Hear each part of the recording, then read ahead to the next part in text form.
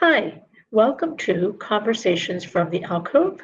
My name is Caridad Svich. I'm a playwright, and I'm also the artistic director of the new play development program, which is called The Alcove, at the Lucille Lortel Theater in New York City.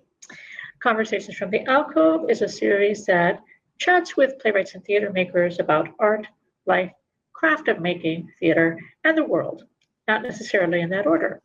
I'm going to start with a brief description of myself before I introduce our guest today. I'm a fair-skinned person with brownish, goldish, sometimes hair. Today it's pulled up in a bun, but there's straggly bits hanging around. And I've got bangs, and they're on my forehead, of course. And I've got brown eyes, and I have tortoiseshell glasses. They're round. They're on the edge of my nose. I have red lipstick on. Today I'm wearing an uncharacteristically joyous blouse. It's full of flowers of all different kinds, and they're against a black background. Leaves and flowers just dancing on my shirt. Behind me is a white background. You'll see the outline of a lamp in a corner. It's real, it's not virtual. And today's guest is Kate Cortesi. Am I saying your last name right? It's Cortesi. Very, very close. Cortesi. Rhymes with lazy. Okay, cool. Cortesi, who is because I never know, is a Brooklyn and Boston-based playwright from Washington, D.C. They have many plays. I first got to know their work with a wonderful play called Is Edward Snowden Single? But they have also the plays 10 Grand, Let's Pretend We're Married, Love, One More Less, A Patron of the Arts, Great Kills. And they've been produced and developed at many, many places: South Coast Rep, Playwrights Horizons, Cherry Lane, The Jungle, Marin Theater, Keene Center, many places. I won't do the whole list because we'll be here forever. But just to say, Kate is amazingly talented. I'm a big fan and have been for a while. And it's a delight to have them here today to chat a little bit about this mad thing we do called theater. Welcome, Kate. Thank you so much for that nice introduction. And I'm a big admirer of your blouse. So I'm glad it featured so prominently in your introduction. Cool. So for those of you who follow the series, you know I always start with the same question of our artists, and that is, how is the climate crisis affecting your art practice? Well, it's hard. It's not an easy question to answer, except for that I think like many crises that we're living through, frankly, it just fills me with a sense that this is our chance to do what matters to us and to really live life for keeps, and which is in some ways a sort of selfish interpretation of that question, but it was the first thing that came to me, which is just that this is all we get, and this stuff matters so much, and so there's no time to hedge yourself in or play it safe or do a pleasing middle of the road, flying low and close to the ground art practice. We've got to be doing what we're doing with all of our integrity and all of our passion and all of our commitment, because the safe middle path just seems to not be available to us anyway. So what are we playing it safe for? What are we holding ourselves back from, and so that's a pretty positive, that's a sort of more positive way to respond to crisis. And some days I do feel, very positive, inspired, and committed. And then, another thing I try to do is, one of our heroes, the great Maria Irene Fornes, said, I think in response to a question, how do you write a political play? She said, live a political life and then see what kind of plays you write. And I take a lot of inspiration from that idea that my job is actually to be a good citizen and to then let the art fall where it may, and to not burden my art with solving the problems of the world. Like a play can't it'll crumble under that load. It's not designed to hold that load. It is designed to tell the truth or to help us be in the place together, you know? So I think I can hopefully use my practice to make us all a little more aware or vulnerable or brave or comforted, you know, whatever happens when we gather and feel moved together. You know, that's sort of what my art can offer. And sure, my art is, you know, political, and I do get some of these ideas in there. But those are more the byproduct of a political worldview or a political life, as opposed to, you know, and I'm not great at living a political life, by the way. I don't want to give myself so much credit. You know, some days I'm a better advocate than others. Some days I'm lazy and distracted. And so, you know, I certainly don't mean to be touting myself of some, you know, paragon of activism, but I try not to hide. A humanitarian I know and love, one of his little mottos is "Don't look away."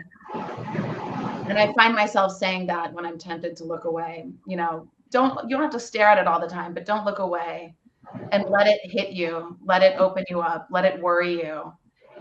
And then, you know, build with citizens and leaders that are trying to heal things. But, you know, I've grown very my art practice. What am I trying to say? I'm trying to say our practice is a wild horse. It's a wild horse. It's not designed for plowing. It's not designed for propaganda. It's not designed for to be controlled. And I try to trust that and trust my instincts and let them run, you know, and just do so with as much craft as possible and as much integrity as possible. But I do try not to burden it with things it can't achieve, you know, like stopping climate change. You know what I mean? Yeah. I wonder, I mean, I guess, you know, part of the question also lies in the practical nature of what we do as theater makers, right? So for me, I know, like when I'm, you know, I've been committed to articulating, responding, or, you know, understanding that the world that we're in is an ecological breakdown for quite some time, for we know, for a variety of reasons, and most of them human-made. And I guess that it's changed for me anyway, the way I think about, as a playwright, you do have some agency or some control about, like, what are the materials that are used in the crafting of this play? Like, literally, are you requiring massive sets? Are you requiring things that are going to be labor intensive in a way that's going to be adding to the problem, right? So, and I've been doing a kind of like tech writer on my contracts around that the productions, I try to require them to be ecologically sustainable, top to bottom. Wow, that's great. I love that answer. As a playwright, and so I think there are some things we can do, you know, but it also affects the way I think about, like, okay, well then the play can have these things, and how's a way to resolve, let's say, a big coup de théâtre moment that's not wasteful, right? So it just makes me think in those terms. But I don't know if that's something that you think about at all, or in your work. You know, you sound like you're a lot more produced than I am. I just brag. And, you know, the idea of having multiple theater contracts insisting on a sustainable production design is incredible. And even to have a set of practices around those contracts sounds wonderful. And I look forward to being able to be an activist in those arenas. You know, one thing that reminded me of is, you know, I have kids and we have to drive them around to different things sometimes. And my partner is really quite clear that sometimes we will sit around in a place we don't really want to be for 2 hours, because the extra leg back and out again is not how we should be using fuel. And my kids who have been, their education, their public school education has been so focused on this issue in a way that I really love. And the people immediately around me, the people living in my household really do remind me and lead me that like we do have agency in our everyday lives. And we can't control everything, but we can control ourselves. And, I think it's a challenge. Sometimes the problems can feel so overwhelming that your sense that anything you do will make a difference is just completely diminished by everything, by the scale of everything that's going wrong. And I really am thankful to people around me and to people like you who remind me I'm not as impotent in the spheres that I do control and the agency I do have as a parent, as a citizen, as a consumer artist. I think we can't hammer that message around enough. Yeah, indeed. I wanted to talk about formal challenges in writing. This is a craft question, of course, but it's also about like how you face the page. I know that some writers set themselves formal challenges before they begin writing a play. Some of them are like, no, I discovered along the way, and then the formal challenge sort of appears. And of course, part of the fun of like reading a body of work of a particular artist is sort of to see how they're playing with the form of theater itself, right? Oh, so absolutely. So I wonder how do you set your challenges for each project? Have there been some that have been that came to you in the middle of the night and you're like, this is what I'm going to do, but then you've struggled with? I mean, I'm just curious about how you set those challenges for yourself. Yeah, thanks for asking. I mean, first of all, I think those challenges are really one of the great pleasures of being a playwright. I also do a little bit of work in film. And, if you're working for Hollywood, the idea of how a screenplay can be structured is so controlled. It's so narrow. And, for such a young form, I find it unfortunate that there's such a kind of template that so many people agree is the way to tell a story. And a lot of great stories can be told that way, but it's, it feels sort of shameful, unnecessarily strict, and theater by comparison, is proud of its range, at least in my experience and among my friends. And frankly, in this time right now, I think formally, it's actually a really inspiring time to go see theater in New York. And, it sort of seems like the monster has no head, and it's just, tearing around the landscape every which way. And, I can identify trends, or I can find patterns. But I think what's far more fortunate is actually that those patterns are kind of hard to find, that we seem aesthetically and formally to be pursuing a whole variety of modes. And I love it. I did not go to grad school, and I did not have any formal training as a young person who was sort of interested in writing plays. And so my formal training came from going to see shows and having, like the horizon was always moving for me. Like I didn't know you could do a play like Booty Candy until I saw Booty Candy, like I was like, oh, those scenes are related, but it's not obvious how they're related. And the whole kind of filter on each scene, the genre that they seem to be in emotionally was different from scene to scene. And that had never occurred to me.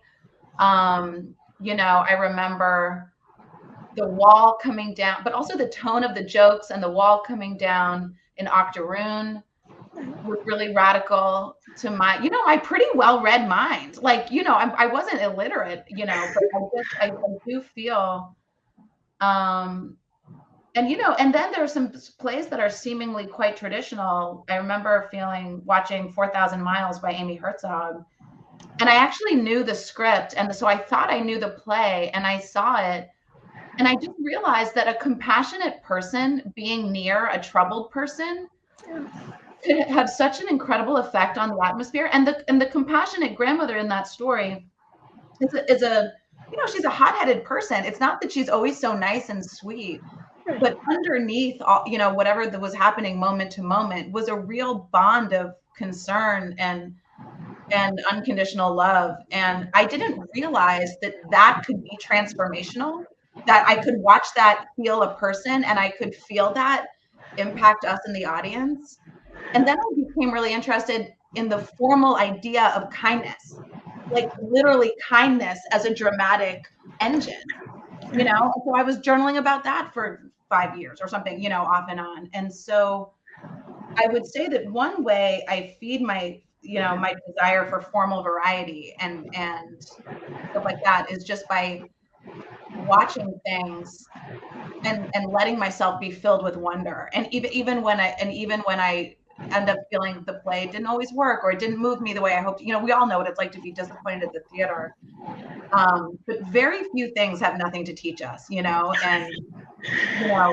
I'm not sure I've ever seen a play that I thought was a waste of time. And so I'm really just trying to learn from my peers every chance I get. And I have this sense of being unschooled and I'm too late and I didn't get the lessons that everyone else got. And that's probably not a helpful narrative, but I do think that's a helpful mindset to go in and sit in the audience with that, but to answer your question more directly, my ego or my sense of myself as a good writer and my pride in being a good writer both fills me with pride, which is great, but it gets in the way. I can feel my desire to be great holding me back or to make me shy from experimentation. So I'll sort of issue a challenge to myself. I don't do it quite deliberately, but it's happened for a number of plays now. So I think it's something of a practice. You mentioned Snowden. Snowden, I think, is a smart play, but it sounds pretty dumb for a lot of it. Like it sounds kind of silly and frivolous. And I don't want to be thought of as silly and frivolous. I want to be thought of as serious and important. And so to write that play, I wrote a little note on my computer that said, "Don't be afraid of being dumb." Don't be afraid of being dumb. And formally, that was the least of formally that play was so hard to write and I tied my brain in knots. But the permission I needed actually was to be stupid and to seem stupid. And every time I was worried about that, I looked at that Post-it note. I have another play called A Patron of the Arts, which is two people in a trailer. One person's dropping off drugs and leaving with a painting. And the scenes can, like, if I described every single scene in just one sentence, it sounds like the same scene 11 times in a row. And I was like, it's not. I think I have to lean into the subtle differences in each scene, but I was worried about being repetitive and boring. So for that play, I just wrote a little note that said, "Don't be afraid of being boring." I don't want to bore the audience. I want the audience riveted. I take entertainment extremely seriously and engagement very seriously. But to write that play, I had to stop worrying about being boring because actually there was something so incremental about the way that story worked. And I had to sort of invest in the increments. And I could only do that by dispensing with this fear I have of boring, I wrote a play, Love, and some people I know would recognize various people in the cast.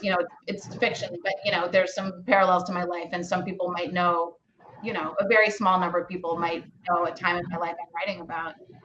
And I just had to write, "Don't be afraid of hurting people's feelings," And I don't want to hurt their feelings. I want to be respectful, but to get through that process, I had to say, "Don't be afraid of hurting people's feelings." People I know. And so I know those don't sound like formal. That's not quite, about linear or nonlinear storytelling or, something like that. But I feel to be free, there's almost always a part of myself I have to tell to sit down and be quiet.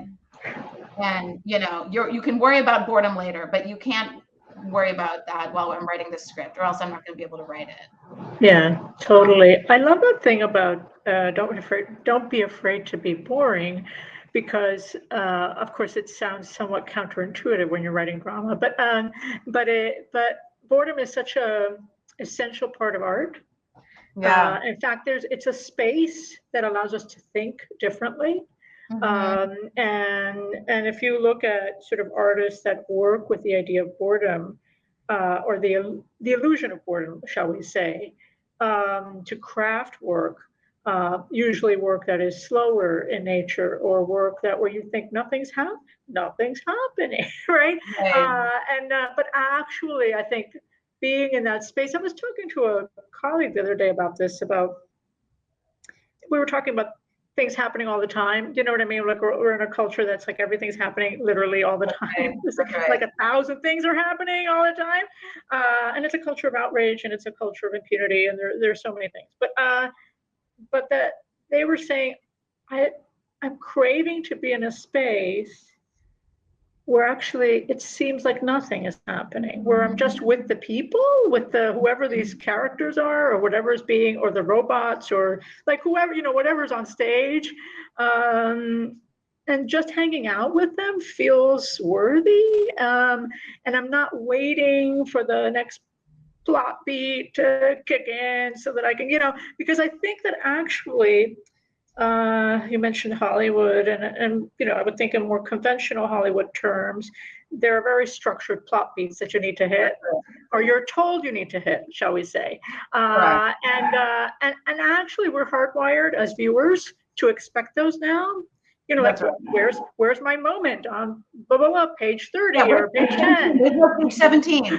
Yeah, I mean, the ridiculous things that come out of our mouths. I know, and I'm like, but actually, there's whole different kinds of ways of making art, right? And I think that if you trust, the great bow down David Lynch passed away recently, and one of the things about Lynch is that he told us to re-see, right, cinema, but also built on the history of cinema.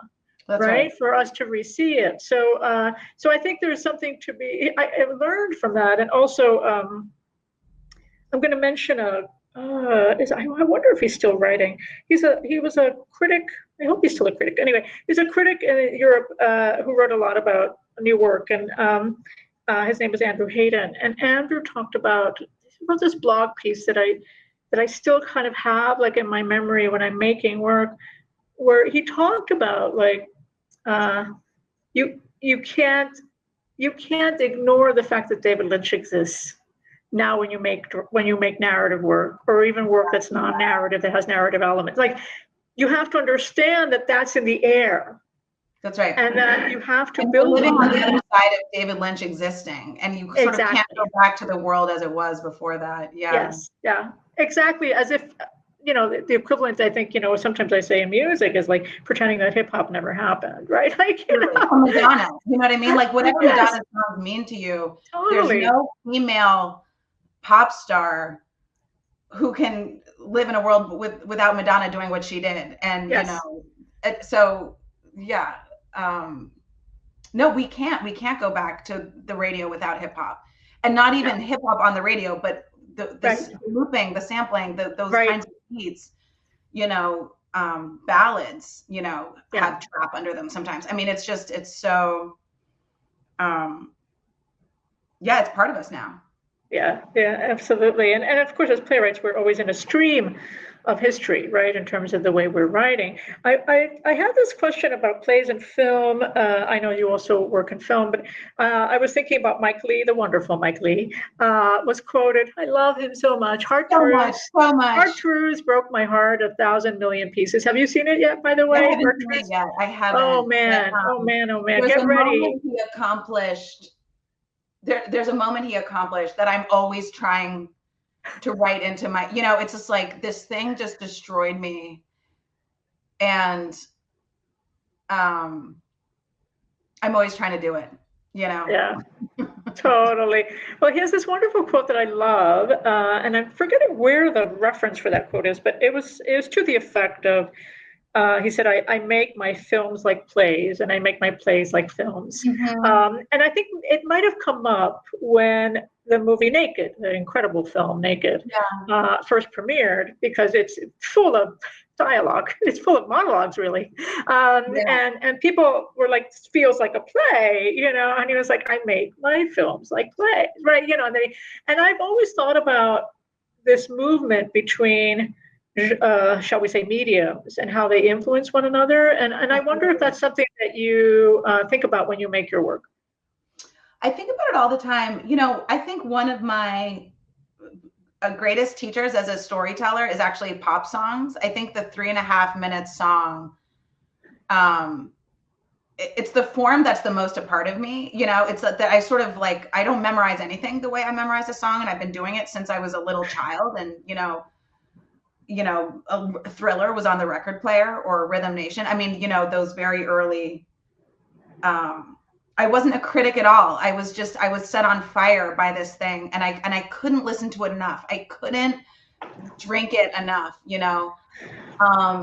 And so, you know, I think a lot about, like, for example, the chorus, and why a chorus is such an effective moment of liberation in so many songs.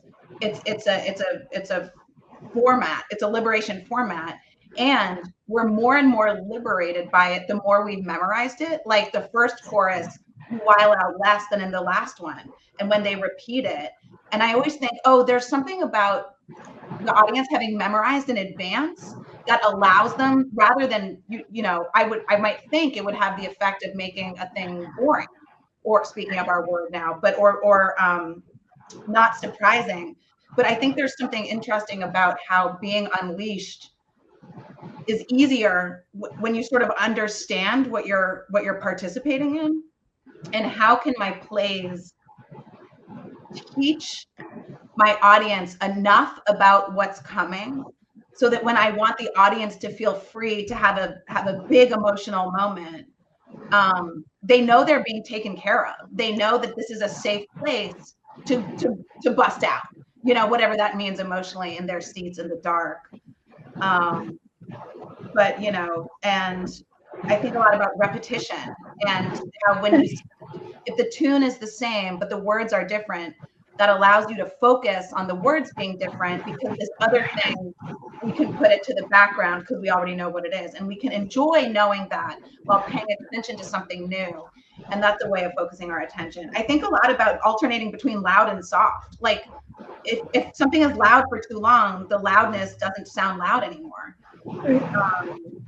You know, I had I grew up playing the violin pretty studiously, and I had a conductor at a summer program who, in symphonies, typically the second movement is slow and the first movement is not the fastest. You don't really let her rip like at the end, but the first movement is pretty upbeat and pretty catchy and grabby. Second movement slows it down.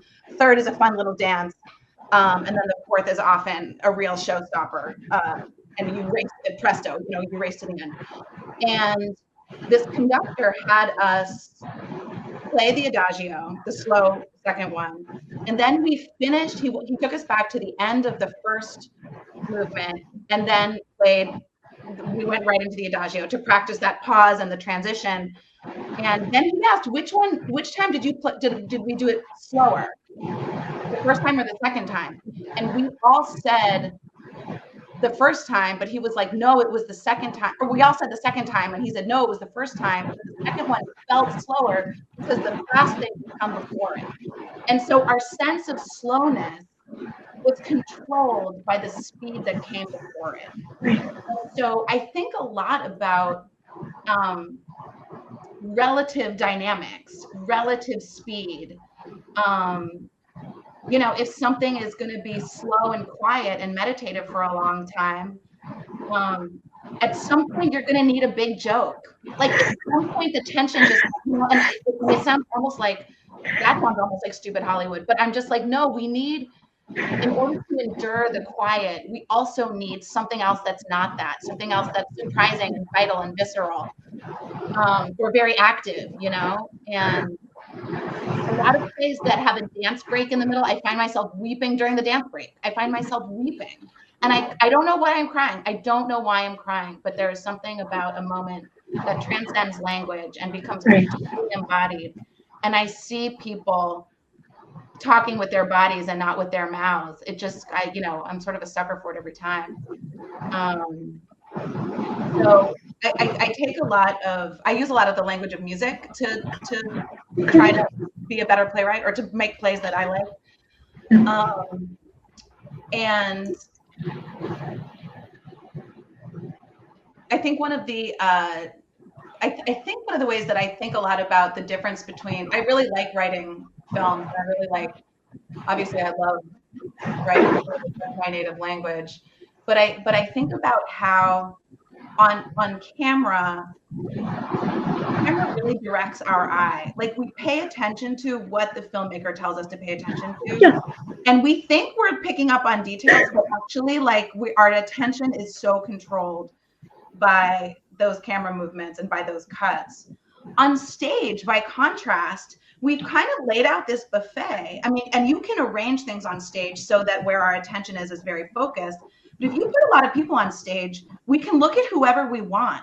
And I often find myself looking at the person who's listening instead of talking, or, and I'm sort of, and so one thing I think about with plays is how to direct attention when I really need something to be called attention to, even just in the script, but also, of course, on stage, versus when I'm going to sort of submit to the buffet of the scene and say, which is a little more Chekhovian, like, this person is having their moment over here, this person's falling in love over here, this person is jealous, but you might not even notice that they're jealous because you're watching somebody else. This person's preparing dinner, and if you want to just focus on the person who's always preparing the food so that the rest of these people can live their lives, you could watch a whole play about someone preparing food, and I think sometimes I use film language in theater and vice versa.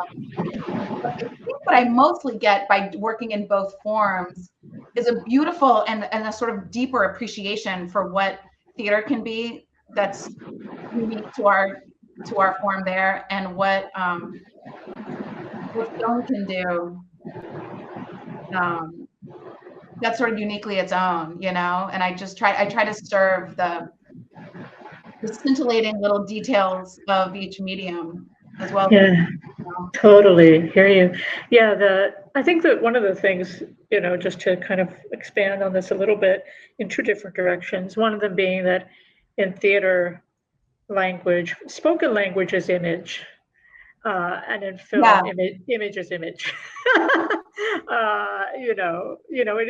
It is essentially a visual art medium. That's right. No, it's movies are almost like being a painter or something like that. It's, it's composition. It's all composition in a rectangle. Yeah, totally. And it's dependent on that. In fact, I remember I was teaching a class in playwriting, and the student said, a couple of students who were like, no, but I'm really a screenwriter. And I said, well, go to the museum, like, look at the paintings, study photography, like, really, you have to steep yourself in visual art. And I think everyone should anyway. You know what I mean? Like, I'm not saying that playwrights shouldn't do that either, but I think you learn a great deal from that. But especially if you're writing for film, you have to understand that in a way, how you're guiding the script on the page is going to be determined by that kind of sensibility. Again, going back to Mike Lee, talking about, study your painting, study painting. It's going to teach you so much about how to direct film, because it's background, foreground. It's, it's how to deal with light. It's all these things. It's color. It's like all those things that are at your disposal.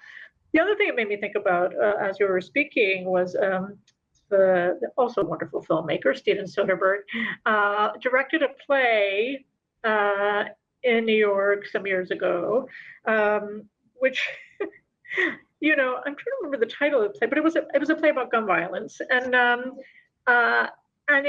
he directed it so that almost everyone on stage was in silhouette for the entire show. Yeah. And it was at the Public Theater. So it was kind of like on a big stage at the Public Theater. Suddenly he was doing like experimental cinema. Yeah. And I was like, at first I thought, is it is that the way it's going to be for the entire? And then it was like, yes.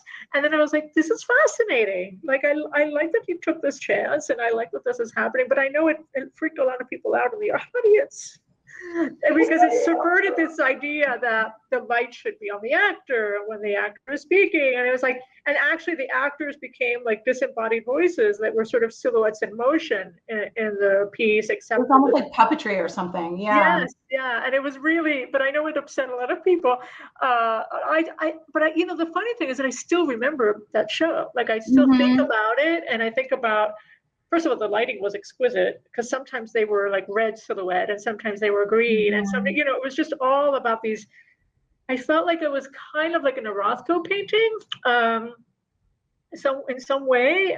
So yeah. So I also think about like some of the chances we can take in theater, which makes me then think about, you know, one of the questions that I had foregrounded to you before we met today, which was about viscerality in theater, right? And sort of thinking about the visceral and how, you know, I always think about language that punches through anything, whether it be on screen or whether it be like wherever the theater thing is happening. Like, I think that there's something unique to what we do that kind of engages all the muscle groups in our body. And I wonder, like, how you craft or how you consider or think about the visceral in your work. Yeah, I think about it a lot. I care. You know, the word I use is vital, you know, which is not, it's not dissimilar. And one of the things I try to pay attention to, I think when I started out, this is back to wanting to be smart, and how that helps and hurts us, is I think I thought like I would solve everything up here and I could make a kind of perfect document that was bulletproof and it had no mistakes. Everything was smooth and sort of inarguable. And as I became more, you know, which I think is a sort of a young person's ambition, it's a naive ambition and an immature person's ambition. And as I became more immersed in actually the practice of going to the theater, but also making theater, and as I was in rehearsal and, you know, the actual tools of the medium taught me what the medium was, I understood that the thing I should be paying attention to is actually my body. One of my biggest sources of information is like my body and my posture, and like, am I sitting up? Am I leaning back? And I can, even the body of the other people at the table with me or in the chairs in the audience with me. Like, we all know when the rope is taut, and we all know when it's gone limp, the rope between the performers and the audience. And so, you know, I have you know, there's been 1,000 different moments I've solved or problems I've solved or created that I responded to that way. But I think my North Star is to like trust the attention of my whole being, from my mind to my heart to my, you know, to my ass, to my shoulders, to my hands, you know, like, where is this, how is the whole animal reacting here? And to trust whatever that information is, and that something can be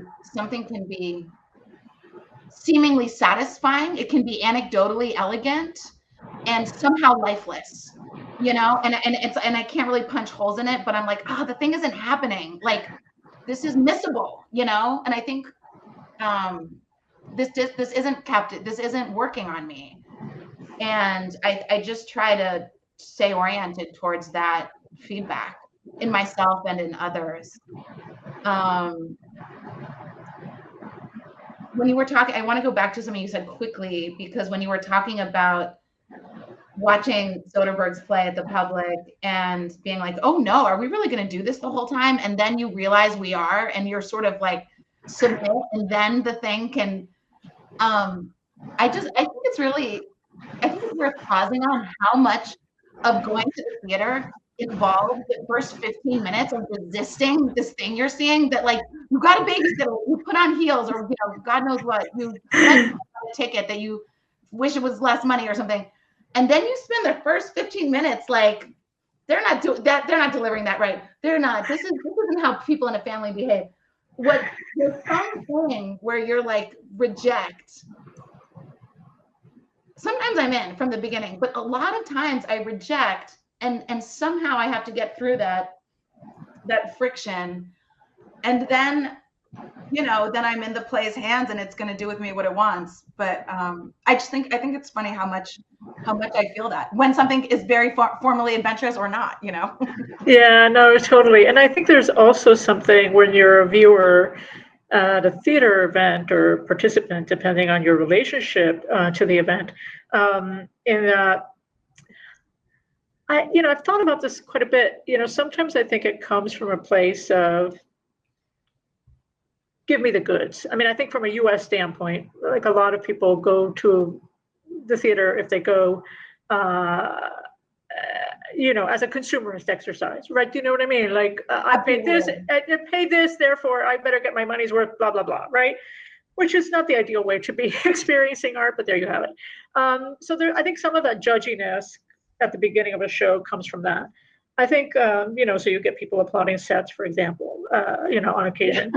You know what I mean? Like whatever lights up and there's a set. Ooh, the set. Thank you. I paid my money for the set, right? So there's that. But I think there's also, which is, I mean, yay for the designers. But I think sometimes too, it has to do with fear, not fear like, how to describe this, not fear like, oh, I'm scared of where the play's going to go, but more like, will I be ready to have this experience? It's sort of like being open and ready is part of the audience's job too, well as the art's job, right? So I think that there's something around, you have to get through, you described, a possible event, right? Like getting dressed, going out, getting the babysitter.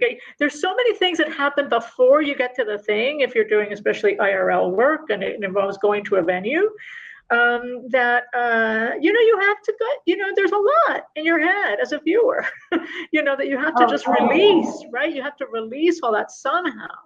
And I think that part of that first 15 or first 10 minutes is trying to get to a place where you can actually be in a receive. How can you receive the art? How can you be present for it? How able are you to be present with it? I think, I'm saying nothing out of the ordinary to say we're in incredibly fraught geopolitical times, right? So I think that going to the theater, that's already in you, right? In your body. And heavens, I just can imagine. It's just like, oh, can I actually, am I truly able to receive? Because there's so much interference already before I can.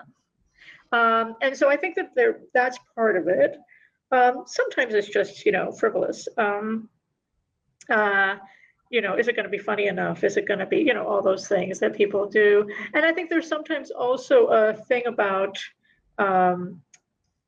if you're doing stuff IRL, about like live bodies on stage, like literally in the presence of other live bodies, performers, other people next to you, takes a lot of adjustment, right? You're sort of like, I'm contending with the people around me. I'm contending with the performers in front of me. If they happen to be super famous, there's also all of that happens, right? Like you're thinking of everything they've ever done before, and you're like, the famous person is on stage, the famous face is on stage, and a part of your brain can't really listen to the play because you're like, the famous person is on stage. So it does. It very distracting. Yeah. It takes a while, right? So I think that there's also that. I also think that plays win us in different ways, right? Like it's kind of like, and sometimes, one of the things I love about theater is that you can, or if you're lucky enough, you can revisit work, right? So I always think about, this is a very famous example and probably an unusual one, but when Michael Billington first reviewed Sarah Kane's Blasted and gave it a scathing review, absolutely scathing. And then a couple of years later, rethought the review, like came back to the play. I think it had a revival. I forgot about that. Yeah, that's such a famous example. And came back and was like, you know what? And actually said in a very honest way, said, I was wrong. Yeah. I was wrong when I first saw the play, and I'm now going to tell you why. That to appropriate as well. Yeah. Yeah, which is on Broadway. Yeah. Yeah, kind of amazing. I wanted to go to questions about dreaming and inspiration because that's always lovely. And what's inspiring you these days? What dreams you have for the theater, but also what's just inspiring you in general? Yes, I do feel very inspired. I mentioned earlier, I think it's a good time to go to the theater. And it doesn't mean I'm not disappointed. And, I think that 15-minute resistance window is sometimes just also like really hoping you're going to love it, like hoping you're going to be moved. And when it doesn't start sounding that way, you're like, you're like, oh no, it's not happening tonight.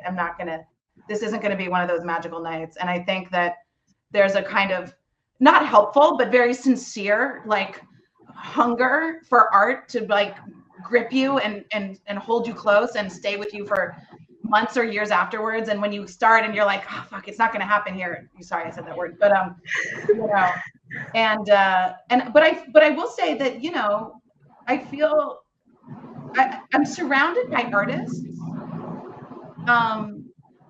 Not for nothing, but like you reached out to me and said, hey, let's talk. And my work, and I know your work. I didn't know you knew my work. And I feel that it really means a lot to me.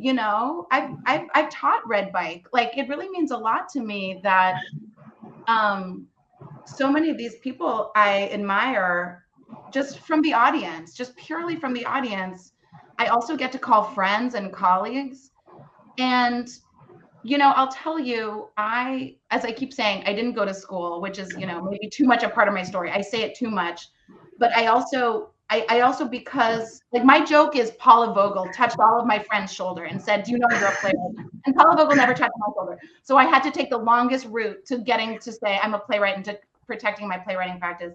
And I wrote plays in college on my own. I cast my friends, I directed them. I was very kind of, the cousins putting on a play for the grown-ups, but in my college kind of attitude about it, which is a wonderful spirit in which to make art. But I didn't have any mentors. I didn't know actors. I didn't know you were supposed to read early pages aloud with actors, or that you could call a friend and talk to, I thought I couldn't show it to anyone until it was perfect. And then I didn't write plays in my 20s, and I had a day job and I was teaching, and I thought, oh, maybe I should write movies because that is an easier way to make money. No one told me that writing movies is so different from writing plays. Everything that's obvious to me now, it took me so long to figure out, embarrassingly long. And there was a lot of ego and a lot of loneliness and a lot of sort of stereotype about what a writer is, like alone at a desk, staring to friends. And I didn't come back to playwriting until after my second kid was born. And I was in the crisis of motherhood. I was in the crisis of new motherhood with a toddler and a newborn. And I wrote Great Hills. And miraculously, that play won the Princess Grace Award, which put me in a 1-year residence. And I don't even remember submitting it. And I remember the one theater person I know, and she told me to submit to this thing, and I did, and it won. And that's when I made art colleagues and friends. Like that's when Madeline George said, Kate, what do you write about? And I'd never been asked that before.